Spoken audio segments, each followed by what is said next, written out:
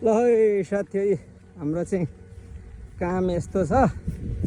मिलन दाइसँग हामी आली बनाउन जाँदैछौँ साथीहरू।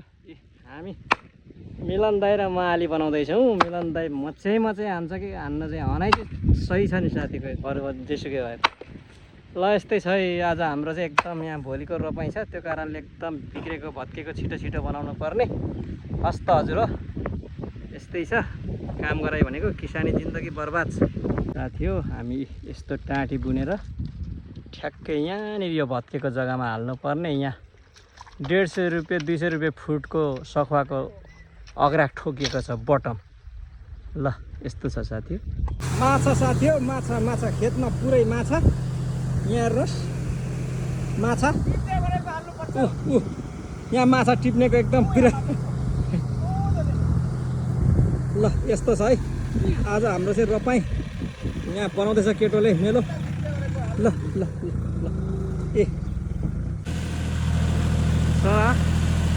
शिखारको प्रतीक्षामा छ, शिखार खाउँ भनेर यहाँ कुरिरहेको छ।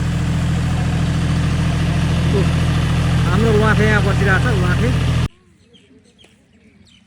हेलो, आज हाम्रो रोपाइँ चालु भयो। सिलाङ्गेनी बहिनीका ग्याङ यहाँ छन्, ठुलो ग्याङ छन्। देखि यसो रोप्दै रोप्दै पनि छ साथी।